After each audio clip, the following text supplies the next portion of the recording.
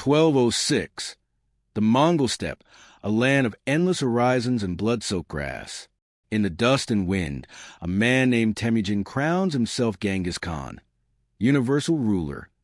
What follows will not simply change maps. It will burn itself into the human mind. This is not just a story of an empire, but a man who learned to turn terror into a weapon more powerful than any sword. Cities would vanish overnight. Rivers would run red for miles. And the fear of the Mongols would spread faster than their horses could ride. What you're about to hear will shatter the clean, heroic image of conquest and reveal the dark machinery of psychological warfare that still echoes in the art of war today. 1206. The Mongol steppe, a place where the horizon swallows men whole, where the wind carries the scent of blood and smoke. Here, a man named Temujin united the fractured, warring tribes under one name, Genghis Khan, the universal ruler. It was the birth of the largest contiguous empire the world would ever see. But this empire was not built solely on military skill or sheer numbers. It was forged from something far more dangerous, the calculated, systematic weaponization of fear itself. The image most people carry of the Mongols, fearless horse archers sweeping across the grasslands, their arrows blotting out the sun, is only half the story. Behind the cavalry charges and masterful tactics lay a colder, more disturbing reality. Genghis Khan's genius was not just in the art of war, but in the science of terror. He understood something most conquerors missed. Armies move slowly. Fear does not. Fear travels at the speed of rumor, faster than any cavalry, reaching a city long before a single Mongol warrior ever appears on the horizon. By the time the Mongols arrived, their enemies were already half defeated in their minds. And so, conquest became theater. Every campaign was a performance designed to send a message that would echo far beyond the battlefield. The Mongols didn't just want to win. They wanted to break the will of their enemies before a single arrow was loosed. Temujin's rise to Genghis Khan had been anything but inevitable. Born into a world of blood feuds and shifting alliances, his childhood was marked by betrayal, captivity, and hunger so sharp it gnawed at the bones. He learned early that survival meant more than strength. It meant understanding the human mind. He knew that in war, the greatest victories happen in the imagination of your enemy. From the very beginning, Genghis shaped his campaigns to strike at the soul as much as the body. When a city resisted, the punishment was biblical. Entire populations were executed, men, women, children. Their corpses left to rot in the sun as a warning to others. Survivors were spared only to run screaming to the next city, their stories dripping with horror, each detail sharpened in the retelling until the Mongols became more myth than men. The chronicles speak of rivers running red, of towers built from human skulls, of streets so silent after a Mongol siege that even the rats fled. These were not exaggerations. They were weapons. The more grotesque the story, the more power it had. And Genghis Khan knew exactly how to feed those stories, ensuring that every whisper added another layer to the legend. It worked. Cities surrendered at the mere rumor of a Mongol approach.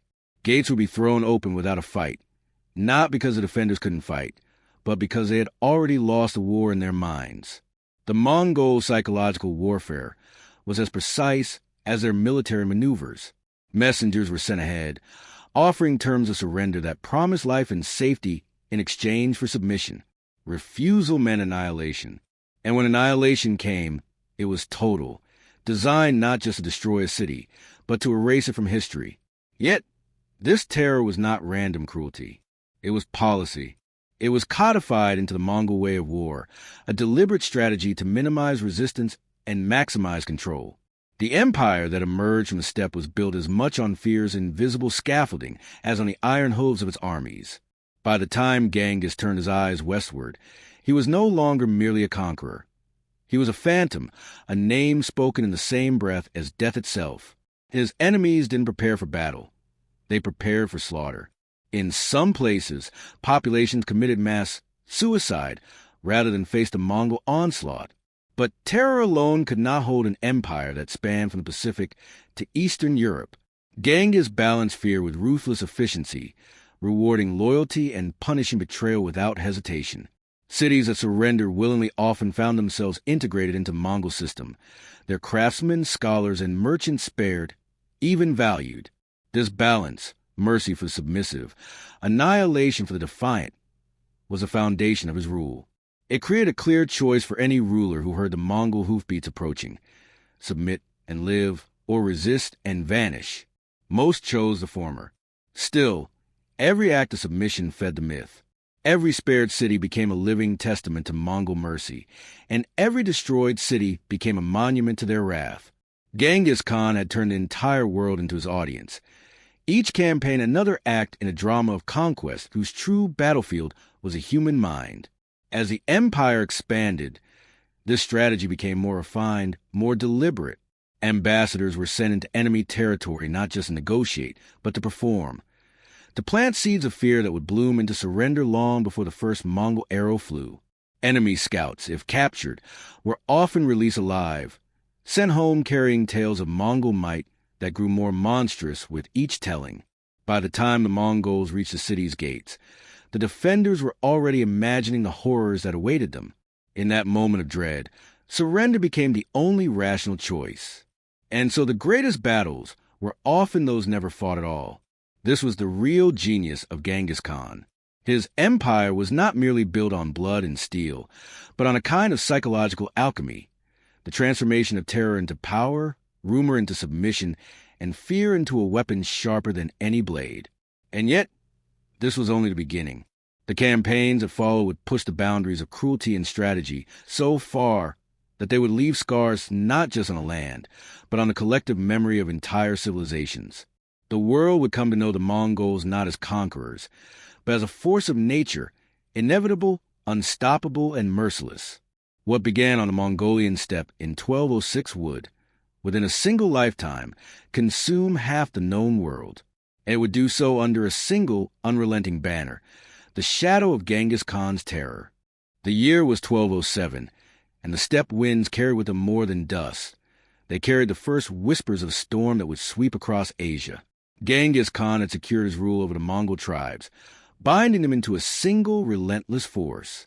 Now, his gaze shifted outward toward the glittering cities that dotted the Silk Road. These were not mere markets. They were the beating heart of trade between East and West, where caravans brought silk, spices, and gold from China to the Persian Gulf. But to Genghis, they were more than prizes of wealth. They were keys to control. Whoever held the Silk Road held the arteries of the known world. The first target was the Tangut Kingdom of Western Xia. Its cities gleamed in the desert like jewels, protected by high walls and confident rulers. They believed themselves safe from the chaos of the steppes. But the Mongols did not respect walls. They erased them. Genghis approached not with mad charge, but with calculated offers.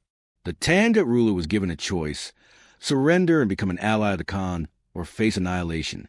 When the offer was refused, the Mongols encircled the city like a tightening noose. Siege engines, stolen, learned, and adapted from their enemies, hurled stones and fire over the walls. Scouts cut off all water sources. Day by day, hope shrank inside those walls. When the Tangut finally surrendered, Genghis did something remarkable. He spared them. He took tribute, demanded soldiers for his future campaigns, and left the city standing. It was a lesson to others. Resist and you would die. Submit and you might prosper. The theater of war was underway, and every audience was watching closely. From Western Xia, Genghis turned east toward the Jin dynasty of northern China. The Jin were wealthy, powerful, and, in the Mongol mind, decadent. Their cities were fortified marvels, their armies equipped with crossbows and heavy cavalry. But Genghis was not impressed by size or splendor. He had seen too many great powers rot from within. The Mongol advance was swift and merciless. Villages in the Jin frontier burned, their survivors driven ahead of the army as human shields. Cities that resisted were emptied of life. The Mongols moved like a living tide, their horse archers raining death from a distance, their heavy cavalry breaking lines in a blur of steel. Every victory was a message. Prisoners were sometimes released not in mercy, but as living messengers of horror. They carried tales of what the Mongols had done, and those tales traveled faster than the armies themselves. By the time Genghis reached the walls of the Jin capital, fear had gone ahead of him. Kaifeng, the Jin capital, did not fall immediately. It endured the siege, but at a terrible cost. Starvation gnawed at the people inside, and disease spread in the cramped streets. The Mongols could afford to wait. Their patience was as deadly as their arrows. Eventually, the Jin ruler capitulated, paying tribute and ceding territory. Genghis had not destroyed Kaifeng, but had placed a leash around its neck. It was here, on the northern edge of China, that the Mongols perfected their siegecraft. They employed Chinese engineers, captured from earlier campaigns, to build and operate massive catapults. They dug tunnels beneath walls, collapsing them from below. They used smoke to flush out defenders, and even diverted rivers to flood enemy strongholds. Every siege was not just an attack. It was a demonstration of the Mongols' ability to adapt and learn. By 1211, the Jin dynasty was in retreat, and the Mongols controlled vast swathes of northern China. But Genghis's ambitions did not stop at the Great Wall. His eyes turned west, toward lands he had only heard about in stories. The Islamic kingdoms of Central Asia, rich with trade, guarded by ancient cities that had never fallen to nomadic armies. It would be in these lands, the Horrifying Empire, that Genghis would unleash one of the most devastating campaigns in human history. What began as a diplomatic mission would turn into a blood-soaked lesson in why no one, no matter how far from the steppes, was beyond the reach of Mongol retribution. And when the Silk Road ran red, the world would learn that Genghis Khan's terror had no horizon to IN 1218. The Mongol Empire stood on the edge of a vast new horizon. To the west lay the Horrifying Empire, a wealthy Muslim realm stretching from Persia to the Aral Sea, ruled by Shah Allah ad-Din Muhammad. Its cities, Bokhara, Samarkand, Urgench, were centers of trade, scholarship, and architecture. For centuries, their walls had stood against invaders. Genghis Khan did not initially come as an enemy. He came as a merchant. A grand caravan of 500 men, loaded with precious goods, silks, furs, and fine metals, was sent from Mongolia to the city of Otrar, a border stronghold of Horrifying. This was a gesture of goodwill, an opening to trade along the Silk Road without war. But suspicion poisoned the air. The governor of Otrar accused the merchants of spying. What happened next would change history. The governor seized the caravan, executed its members, and confiscated the goods. When Genghis heard of the massacre, he did not react with immediate fury.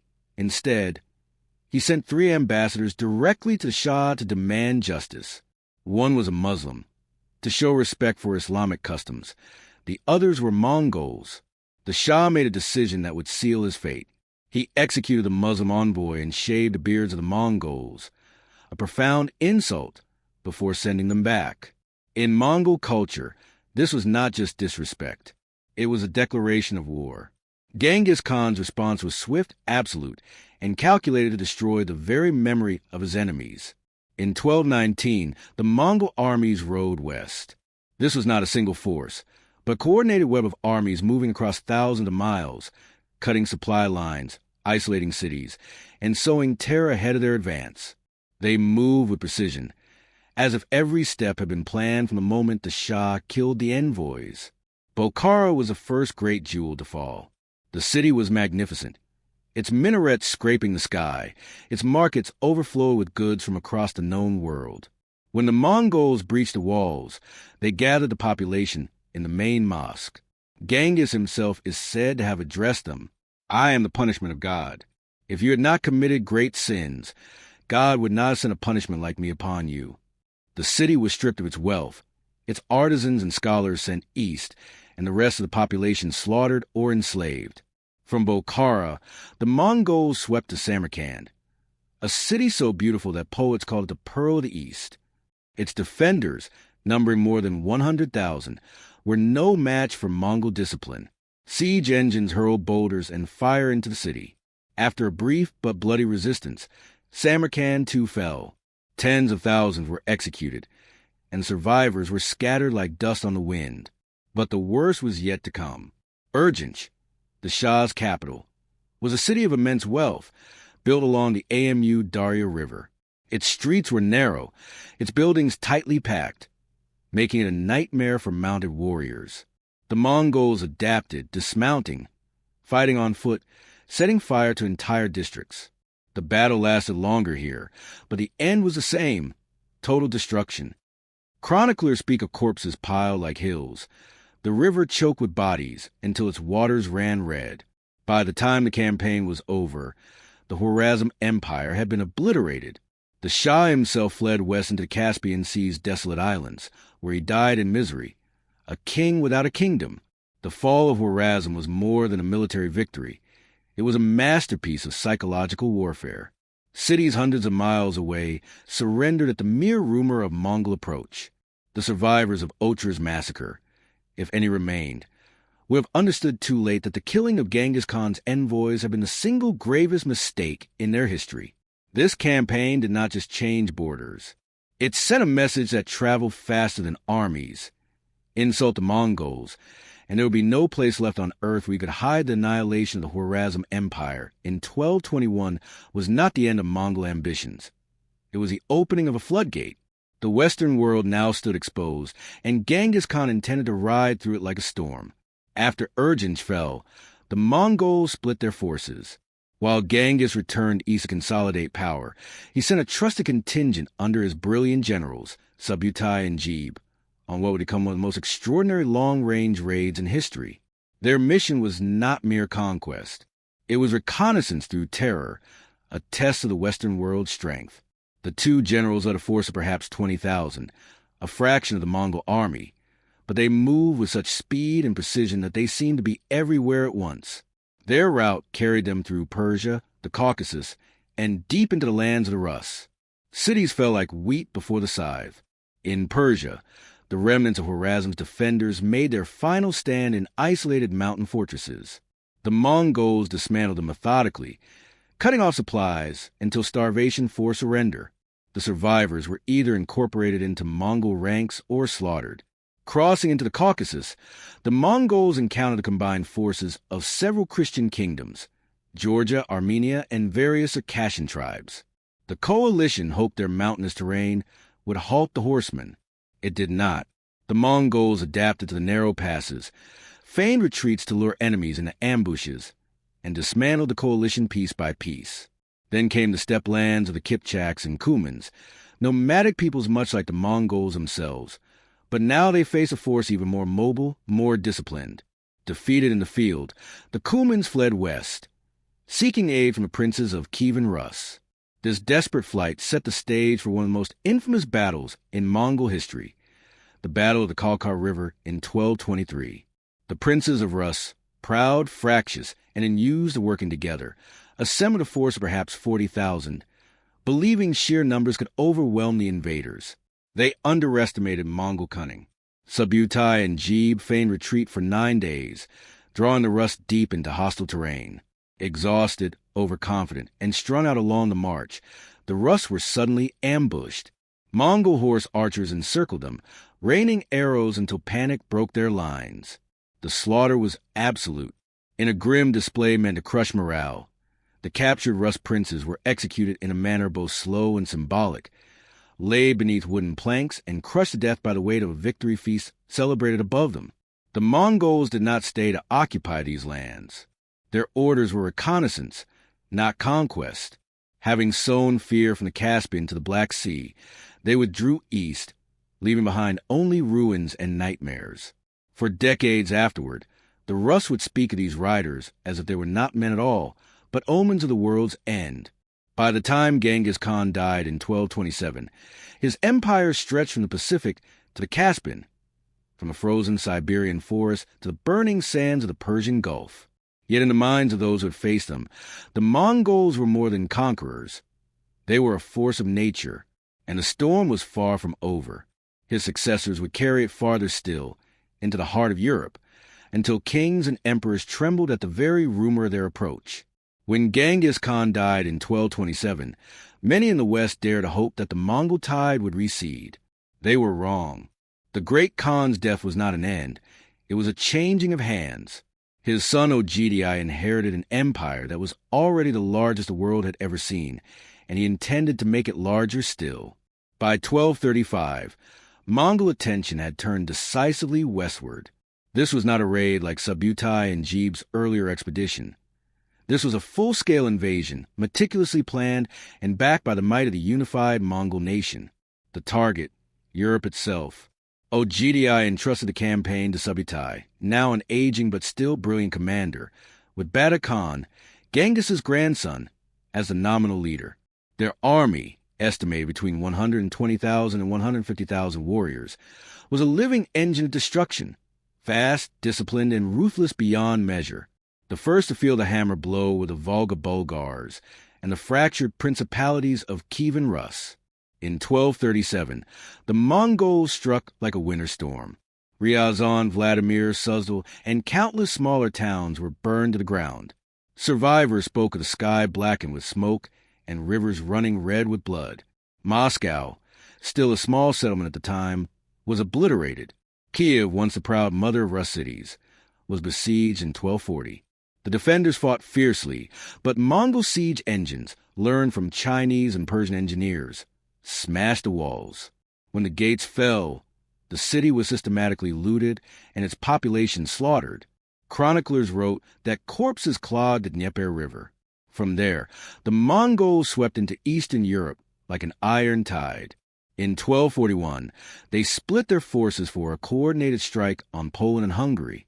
In Poland, at the Battle of Legnica, a combined army of Poles, Germans, and Teutonic Knights under Duke Henry II tried to block their path. The Mongols used their signature tactics: feigned retreat, sudden encirclement, and relentless horse archer fire. Henry was killed, his head displayed on a spear to break the defenders' morale. The Mongols then moved methodically westward, burning towns and terrorizing the countryside. Meanwhile, in Hungary, King Bela foregathered an army at Mohi on the Sejo River. He believed sheer numbers and heavy European cavalry could crush the nomads, but Subutai had prepared an intricate trap. Under cover of night, Mongols crossed the river on a secret bridge, striking the Hungarian camp from two sides at dawn. Confusion turned to massacre. The Hungarian army was annihilated. With Poland and Hungary shattered, nothing stood between the Mongols and the heart of Europe. Vienna, Prague, and the cities of Italy seemed within their grasp. Then, as if by divine intervention, the advance stopped. News reached the Mongol camp that Ogdi Khan had died in distant Karakorum. Mongol law demanded that all princes return to the homeland to elect a new great Khan. Europe was spared, not by military victory, but by the pull of Mongol politics thousands of miles away. Still, the memory of fire and blood remained, a scar that would haunt the continent for centuries. The Mongols withdrew east, but they left behind a shattered Eastern Europe. The Rus principalities were reduced to tributary states under the Tatar yoke for over 200 years. Hungary and Poland rebuilt slowly, their fortifications forever altered in response to the terror of the steppe. Yet even in retreat, the Mongols had proven a point. No wall, no army, no kingdom was safe from their reach. When the Mongols withdrew from Europe in 1242, it was not defeat, it was strategy. Their empire, stretching from the Pacific to the edge of the Danube, had grown so vast that its very survival depended on central authority. With Ogdi Khan dead, the princes of Genghis's bloodline convened to decide the future. The armies returned east, but the territories they had taken remained firmly under Mongol control. This was the beginning of something the world had never seen before, a single political system uniting most of Eurasia under Mongol rule. This Pax Mongolica brought both unprecedented destruction and equally unprecedented connection. In China, the Mongols completed the conquest of the Song dynasty under Kublai Khan, Genghis's grandson. Kublai moved the imperial capital to what is now Beijing and declared himself ruler of the Yuan dynasty. His court combined steppe traditions with Chinese imperial ceremony, a sign of the Mongol gift for adaptation. In Persia, the Ilkhanate was established under Hulagu, another grandson of Genghis. Here, the Mongols shifted from Buddhist and shamanist roots to Islam, blending into the cultural fabric of the Middle East while still enforcing tribute and military loyalty to the Khan. In Russia, the Golden Horde ruled for centuries, extracting heavy tribute from the Rus princes and controlling trade along the Volga. Cities like Sarai became bustling capitals of commerce, reminders that the Mongols were not just destroyers, but also organizers of vast economic systems. Their methods of rule were pragmatic. Local customs were often preserved, and religious freedom was guaranteed, so long as taxes were paid and loyalty sworn. Christians, Muslims, Buddhists, and others worshipped openly under Mongol protection, something rare in a world otherwise torn by sectarian conflict. But the Mongols never forgot how they had built their empire, through speed, fear, and absolute discipline. Any rebellion was crushed without mercy. Towns that resisted were annihilated. Survivors were scattered or enslaved. This dual nature, tolerant rulers to the obedient, ruthless conquerors to the defiant, kept the empire stable for more than a century. Perhaps the most revolutionary impact of Mongol rule was on trade. For the first time in history, the Silk Road operated under a single, secure authority. Caravans moved from China to Europe with Mongol-issued passports called peza, ensuring safe passage. Goods, ideas, and even diseases moved faster than ever before. Chinese gunpowder reached Europe. Persian astronomy reached China. Italian merchants like the Polos ventured deep into Asia and returned with tales of wonder. This unprecedented connectivity also had a dark side. Along these same secure trade routes, the Black Death traveled from the east, devastating Europe in the mid-14th century, a grim reminder that the Mongol Empire's legacy was as much about unintended consequences as deliberate achievements. By the late 1200s, the empire began to fragment. The vast distances, rival ambitions of different khanates, and inevitable decay of central authorities slowly eroded Mongol unity. Yet, even in decline, the Mongol world remained interconnected. A living memory of an age when horsemen from the steppe had bound half the planet into one system. The name Genghis Khan became more than a man. It became a legend, a symbol of unstoppable will and unmatched conquest. Even centuries later, his empire would shape borders, economies, and cultures in ways the world still feels today. By the 14th century, the Mongol Empire that Genghis Khan had forged through fire and blood was no longer one united realm. Instead, it existed as four great khanates: the Yuan in China, the Ilkhanate in Persia, the Chagatai Khanate in Central Asia, and the Golden Horde in Russia. These states still bore the mark of the steppe: military discipline, administrative pragmatism, and the shadow of a name that commanded fear. But their unity was gone. Kublai Khan's Yuan dynasty was the richest and most powerful of them, ruling over the immense wealth of China. Yet even here, the old Mongol warrior spirit began to fade as the ruling elite embraced Chinese courtly life. The nomads who once thrived in the open steppe now lived in marble halls, and with that change came a loss of the mobility and ferocity that had made the Mongols unstoppable. In 1368, the native Ming dynasty overthrew them, driving the descendants of Genghis back into the grasslands. In Persia, the Ilkhanate struggled to hold its diverse lands together. Internal disputes, economic collapse, and the loss of the strong leadership that had held the empire in place led to its disintegration. In the absence of Mongol unity, new regional powers rose, many adopting Mongol military tactics, administrative systems, and even steppe-style diplomacy. The Golden Horde lasted the longest, dominating Russia for nearly 250 years. Their legacy in the region was complex. They stunted the growth of Russian political institutions, but also unified the region in ways that laid the groundwork for the rise of Muscovy, which would eventually overthrow Mongol rule and form the Russian Empire. Even in fragmentation, the Mongol legacy lived on through men who claimed to walk in Genghis's shadow.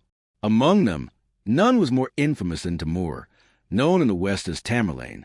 Though not a direct descendant, Timur saw himself as the rightful heir to the Mongol tradition. In the late 14th century, he carved a brutal empire across Central Asia, Persia, and India, combining Mongol cavalry tactics with a terrifying penchant for mass slaughter. He revived the legend of the steppe conqueror, proving that the memory of Genghis's empire was a weapon in itself. But beyond conquest and terror, the Mongols left something far more enduring: the foundations of a connected world. Their empire had shattered ancient barriers between East and West. Merchants, scholars, missionaries, and diplomats could now cross continents with relative safety, spreading technology, ideas, and cultural practices. Even after the Khanates collapsed, those networks endured, influencing the trade systems of the Ottoman Empire, Safavid Persia, and even Renaissance Europe. In the centuries that followed, the Mongols became larger than life in memory. In China, Kublai Khan's rule became a chapter in a long imperial story. His dynasty absorbed into Chinese historiography. In the Middle East, the Mongol invasions were remembered with a mix of horror and reluctant admiration for their military genius. In the West, stories brought back by travelers like Marco Polo fed a European imagination hungry for tales of exotic wealth and power. Modern Mongolia still reveres Genghis Khan not merely as a conqueror, but as a father of the nation, a man who, in their telling, united the steppe, brought law and order, and gave his people a place in history's great narrative. His face appears on currency, his name graces airports, and his image is invoked in politics, sports, and culture. The reality, of course, is more complicated. The Mongol Empire was both a marvel of human organization and a catastrophe of human suffering. Its leaders could promote religious tolerance and commerce in one breath, and in the next, wipe entire cities from the earth. It was a paradox, one that still fascinates historians because it forces us to confront an uncomfortable truth. Some of the greatest leaps in human connectivity have come on the heels of immense destruction.